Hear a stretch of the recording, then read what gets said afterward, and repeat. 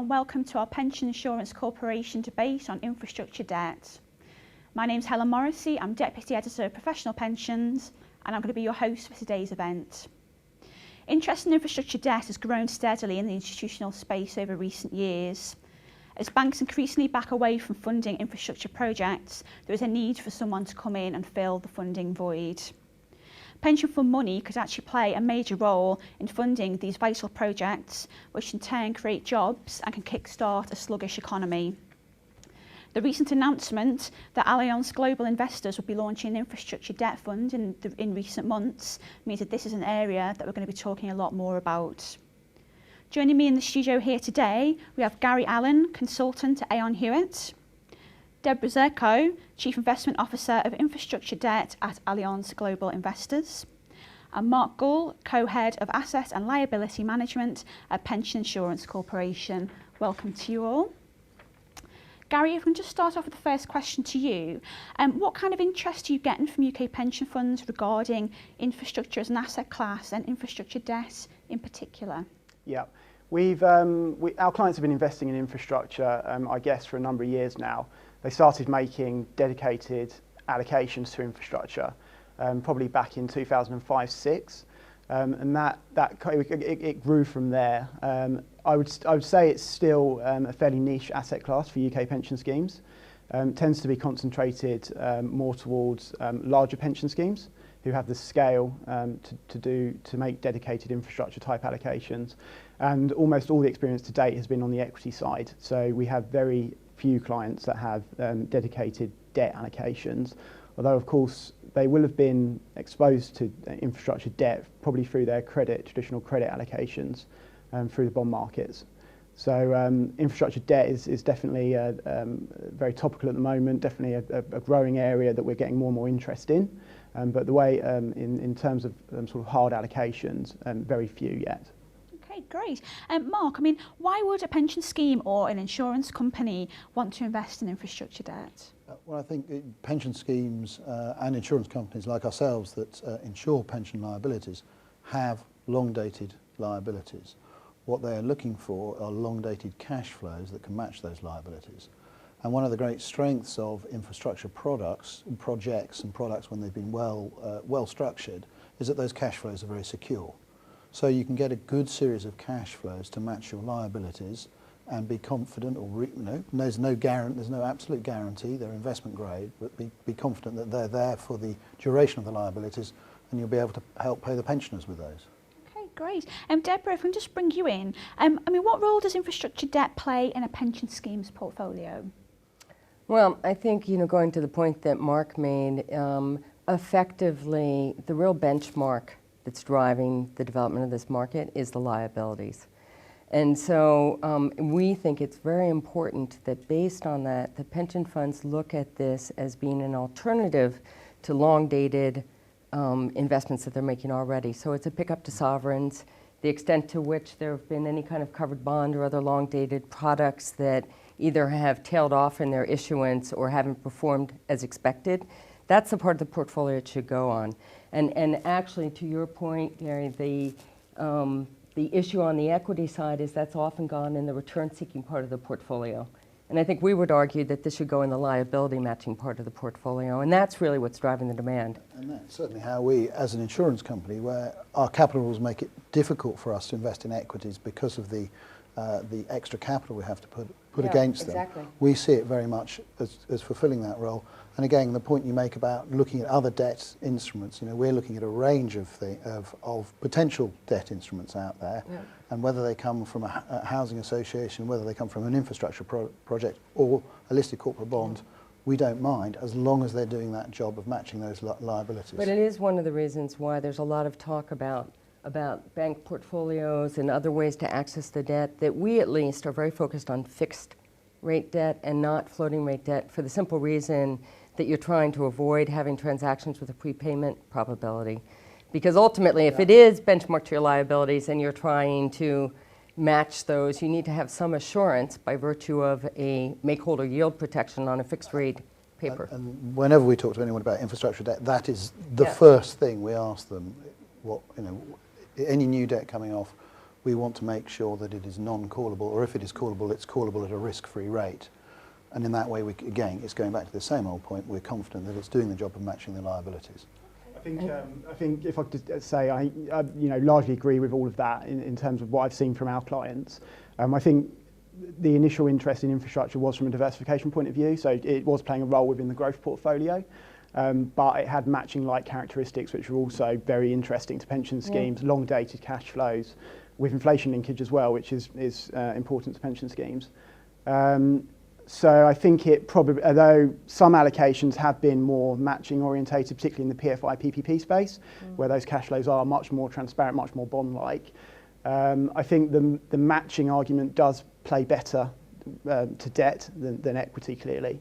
And so I do see that perhaps the investment thesis for debt is going to be more orientated towards the matching part of the pension scheme portfolio than the growth portfolio. I think one of the key things is the changing role of the banks. You go back pre the financial crisis, banks were happy to lend for a very long time at very tight spreads, or certainly tight spreads now. We look at the market, and it meant that the infrastructure projects went to them. They were able to provide the flexible funding that was sometimes useful for that market if they were trying to develop a project. They didn't quite know when they needed to call on the cash.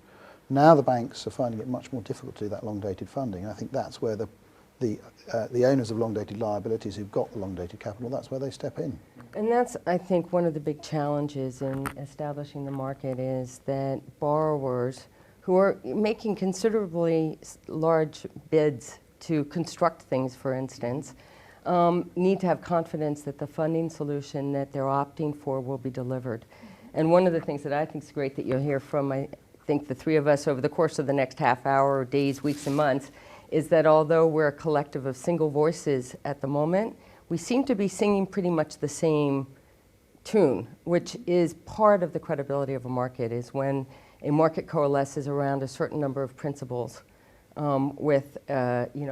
provided that you've got the appropriate level of expertise. That's when things really happen and the credibility just follows naturally. I mean, what I would add from the research that we've done in infrastructure debt is there are quite a large number of different strategies and products out there. So I think you have to be very careful about what you're actually investing in and make sure you can understand what you're investing in. So, a senior debt loan type structure is going to be very different to junior, more mezz, more equity-like strategies out there. So I do see quite a range of different approaches and ways of doing it. So. I think that's particularly important in infrastructure, and particularly if we're talking about the less liquid pieces, that if you're buying something that you think is going to match liabilities and those liabilities might be 30 years, you really need to understand the credit, because the chances of being able to sell it by the nature of the fact that it's illiquid will be very limited. And if you do want to sell it, it's very costly. We'll just bring Deborah in on this point, actually. Obviously with Allianz Global Investors launching your infrastructure debt fund, and I was reading a story around this, and it was saying the fund invests in senior infrastructure debt. Is that correct? Can you tell me a little bit about what is meant by this, and then if we can move on to talk about, a bit about kind of what Gary's just mentioned there about the different products available. Absolutely, and there's two key words there. One is senior and the other is infrastructure. So let's start with the senior piece. For people who are less aware about how this market operates, given the very real nature of the assets and their own long-dated life, the debt is very leveraged. It's not dissimilar from what you might see on your own mortgage, where you would go to a bank and say, how much will you lend me against the bricks for how long? And they'll tell you, well, we'll lend you 30 years for your house because the house will still be there unless it's made of straw. And but we want you to bring some equity of your own funds into it. Well, that's exactly the same thing with infrastructure. But instead of a house, we're talking about a school. And instead of the bank, we're talking about the collective of institutional investors. And there will be equity partners, to the point that you were making about where there's been investment to date. So the leverage numbers are not dissimilar for mortgages, 10, 15% for the equity, 85, 90% for the senior debt. And in all cases, the senior debt, of course, gets paid before the equity gets paid.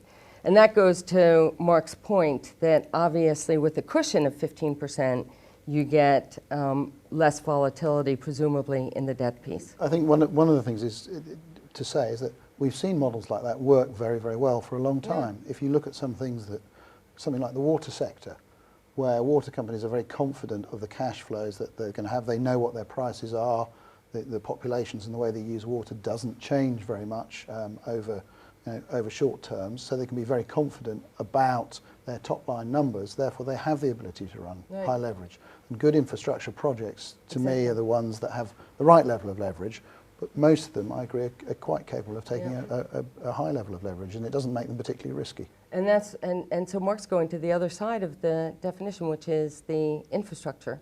So there's a lot of conversation in the market as well, what constitutes infrastructure, and people have come up with all sorts of ideas from the very basic to what are called hybrids, which... It was quite interesting. Somebody asked us this the other day, and we were sitting down with a group of people who'd historically invested in infrastructure, but mainly the equity. And they asked me to define infrastructure, and our simple answer is, we don't care. We want long-dated cash flows. And we, back to this point that I'll keep coming back to, long-dated cash flows that are secure, that can match our liabilities, that are non-callable. Anything that provides that is good for us, and infrastructure fits into that, which is, again, the point that's been made a couple of times about the infrastructure debt working very well in the matching part of portfolios. But the underlying assumption you would probably make, as we do, is that there are certain characteristics, and it's not just that you know them when you see them, you know them before you see them, which is that they're essential. So it's a kind of, for us, infrastructure are the things you do every day. It's when you turn on your electric switch in the morning, when you brush your teeth with the water, when you put your kids on the school bus and take the tube and, go to a government building. All of that is infrastructure, very essential, and some level of monopoly to it. After that, you can grade your risk returns according to how much user risk you have or how much volatility in the revenue. So to Mark's point, utilities and what you were mentioning about PFI, PPPs, which are effectively a form of a government lease, those have less risk on the payment streams. And then you go to something like a toll road and they have more risk. So in that range, there is a high level of stability. You start to get on the peripheral or definitional drift, and then you might have more volatility if you have a lot more of what we would call merchant risk or commercial risk. Okay, great. Gary, obviously as a consultant, when you're talking to some of your pension scheme clients, what questions are they asking you about infrastructure debt? Okay. I guess one of the main concerns, and this isn't just on infrastructure debt, but also in equity and I think any illiquid asset class, is around questions around buyout, actually, and how the insurers will treat these type of things. So for many of our clients, particularly the small and medium-sized pension schemes, buyout, is a possibility within the short to medium term. And so many of them are cautious about investing in a lot of illiquids when there's a lot of uncertainty about how the buyout providers might price those, particularly if they might apply a discount. So that may be a question for Mark. It's interesting. I was at an industry dinner the other day sitting next to a pension fund manager who made exactly that point to me, that they want to make sure that buyout providers will take on their illiquids. And I think that's absolutely right. If you're buying something that's illiquid and you're selling it a few years later, it won't have been a particularly good investment. The key thing is buyout providers are insurance companies, and insurance rules are pretty favourable for debt. So anything that comes across as a long-dated piece of debt generally works pretty well. But obviously we're Pension Insurance Corporation. We're very happy to talk to people about their assets and what they might have. And if anybody's worried about that, even if they're not thinking about buyout immediately, we'll happily talk to them. What would help enormously if there was clarity on the rules, though. Solvency II is the round of rules that are coming into place for the insurance industry. Infrastructure doesn't get a mention in them. So there's not clarity, and there is an element of regulatory risk there. And I think so. For some of our clients, that would be a key concern, a key issue, and in fact, that's held back many clients making any allocations at all to infrastructure. The larger schemes where they decided perhaps buyout isn't going to be an option over the short to medium term, that's not so much of a concern, and in fact they see the illiquidity as an opportunity to take advantage of a premium perhaps. And then I guess it comes down to, does this make sense from a risk-adjusted return aspect, and does it stack up against the wealth of other opportunities that pension schemes have to consider. So on the buyout, is there any concept that, I mean, even if some of your investors allocate to infrastructure debt, presumably to begin with it's not going to be an outsized allocation, does that help mitigate the concern about the illiquidity? Because the impact on your portfolio, if you were selling an entire portfolio, would be diminished. yeah, I think clearly it erodes the investment case somewhat if in 6 or 7 years you're in a buyout situation and the insurer is going to discount it by 10, 20+%. It doesn't stack up, no matter how small the allocation is, even if it's just a 5% allocation or whatever the allocation is. Long-dated credit assets that match cash flows will be very attractive. Should be exactly very attractive to you for attractive. exactly the same reasons. Exactly. And I think there's a very high likelihood that buyout providers will very much will want to snap these assets up. Yeah. The only thing is because we haven't had clarity from the regulators, it's not something you can promise. And we don't know what the world will be like in 10 years' time. But if the world is like it is now, and somebody came to us today with infrastructure debt in their portfolio, we'd be very keen to take it on, assuming we were confident that it was of sufficient credit quality. But that's a really critical message, It is, because and what it's a I key hear you message for saying is regulators. that the discount wouldn't be on credit. There might be a discount that's based on regulatory differentials, but that's something that hasn't been clarified yet. So, one shouldn't be fearful of the credit side of it. No, absolutely not. I mean, I think that's the thing that the guys should really embrace, because we're all, and you look at what's happening to other long-dated credit assets, and there've been issues in the liquid sterling bond market, and they're 4 or 5 times oversubscribed, and spreads are compressing there because there's a very big demand for these things to match liabilities. I guess the other thing to add is most of our clients will have pension scheme liabilities that are linked to inflation, so they'll be looking for inflation-linked revenue streams. And from looking at the infrastructure debt market, I think most of it is probably actually fixed cash flows. I think historically a lot of the banks would strip the inflation out and they'd use it to help them run their inflation swap books. Going forward, I think I'd be very interested in what Deborah thinks on this as well. I think there will be more opportunities to buy inflation-linked cash flows. I think there will be. That being said, I think overall in the PFI, for instance, market, it's more in the sort of 40% area. Yeah. So clearly there will still be some opportunities for index link, but there will be equal amount or potentially more on the fixed rate side. I guess the question would be is if you're looking at this as a sort of debt for debt equation, so you're moving out of long dated exposures into other types of long dated exposures, presumably, although inflation linked is the best, most of these pension funds have long-dated fixed rate, but it's government. True. So you could be saying, I'm going to take infrastructure to substitute my government debt, and I'm going to, on the government side, take index link. Yeah, there's a demand for fixed cash flows. In aggregate, there's probably more demand for inflation-linked cash flows, but there's certainly a very strong demand for fixed cash flows as well. Great. If we move the next question actually to Mark, you mentioned earlier on about the potential regulatory risks with regards to infrastructure debt. What are the other risks associated with infrastructure debt the pension schemes should bear in mind when they're looking to make an allocation here?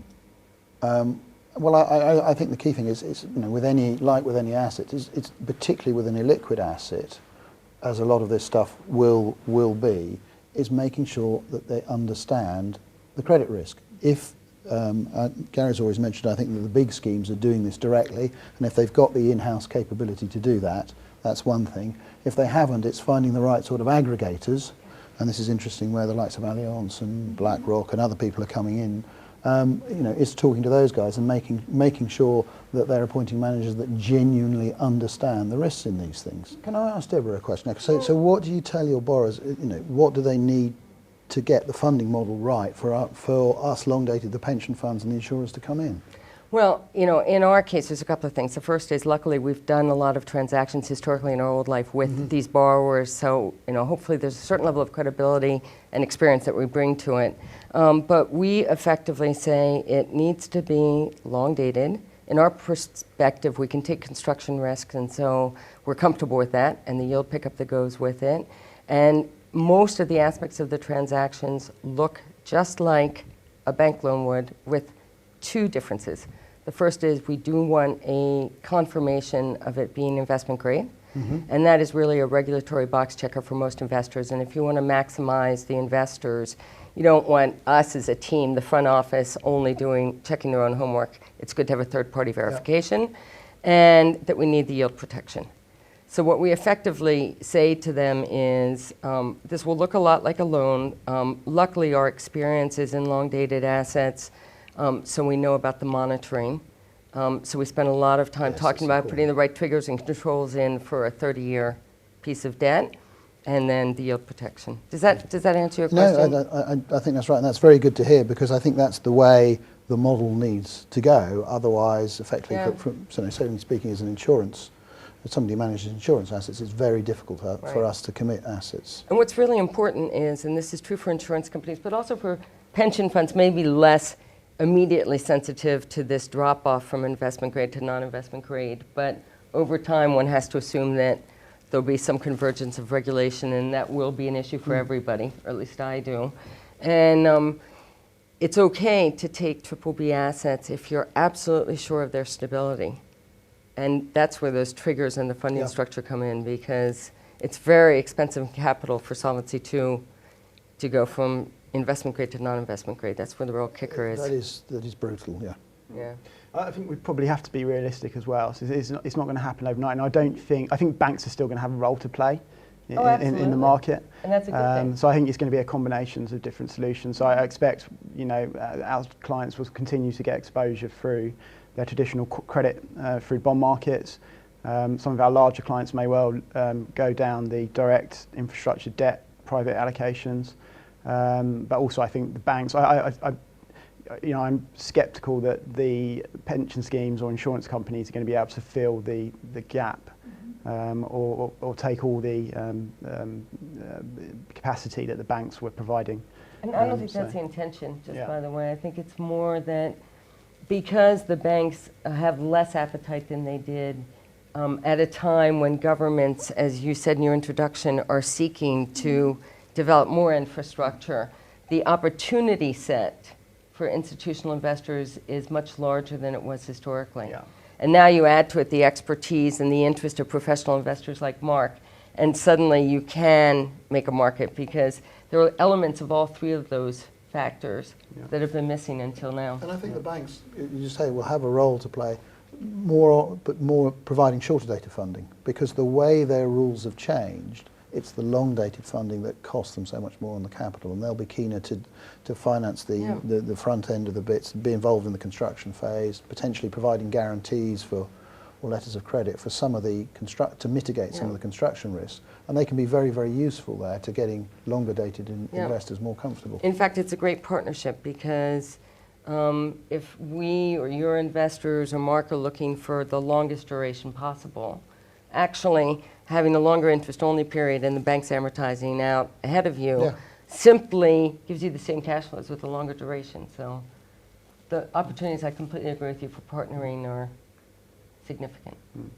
I was just going to say, the one place where I do think that a lot of care needs to be taken is to ensure that investors are aware of the difference between at the operating company level and the holding company level, because you can have debt at a holding company level, but that's dependent on dividends and not on asset flows. So there's just, there are the sort of extra for expert details that could end up having an investor being in a piece of debt that isn't exactly what they'd expected. I think for an investment to work well, I think there are two things. First of all, the project has to be successful and actually make money. And then there is the financial engineering around that.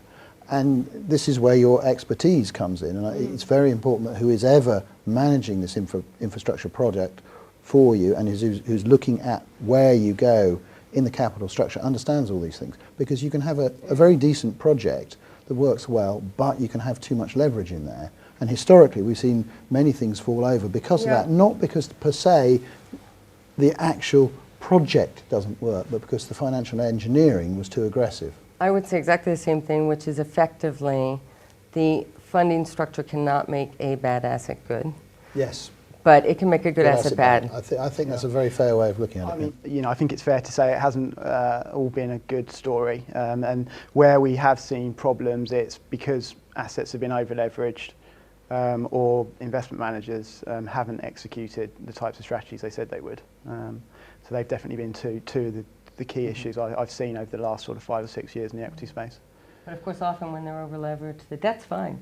But there are cases of infrastructure-like bonds that have been out there, and you know, many of them got into the capital markets, so they've been traded as you know, like ordinary listed corporate bonds. They've struggled because they've had over-leverage. So it's, yes, it's exactly those things that anybody investing in this asset class, like anybody investing in any debt, has to understand. Yeah, and it's extremely helpful to have investors like Mark who are end investors, but who can establish an anchor relative to what is required from the market, because that's really makes a big difference. I think it's, you know, something that we have when you have checks to write, you certainly can influence the structure a lot more. Well, and that's the role we think we can play. And I think one of the other things that we also say is that, you know, we're buying something that is going to be less liquid. There is a premium for that liquidity that we think is justified. But the quid pro quo is we have to do the work to understand it. Right, which is why the construction risk, I would argue, is good. But we haven't talked about that, so I'll leave it to you. Actually, that was going to be my next question to you. I mean, you've mentioned the issue of construction risk on several occasions during this debate so far. Can you tell me a little bit more about this? Yeah, what I would say is, first of all, people have just sort of said construction risk is bad. And obviously, it's more difficult to build a new house than it is to move into one that's just been built. That being said, these transactions have what are called fixed price turnkey contracts. So first of all, it's not like renovating your kitchen where you suddenly discover the bill is 50% worse than you expected. That is for the construction companies to absorb.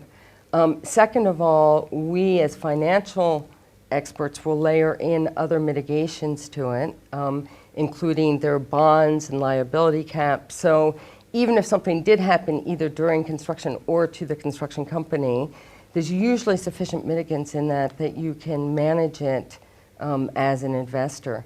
And, you know, obviously I am part of a group, Allianz, which has had decades of experience in providing those bonds and the insurance on the construction. And as a result of that, they're very happy to be investing into construction. So the extent to which expertise leads you to a desire, or should I say familiarity, doesn't lead to contempt, but rather just good planning. I think that, you know, history has proven that there really aren't very many problems during construction. On the other hand, you get a lifetime yield that represents the fact that you took a 4-year risk. It's interesting because we're having internal debates about this, and we believe that we can get comfortable with construction risk because we still need our bond to be investment grade at the outset. And in a lot of cases, you're right, there are the mitigants that are there.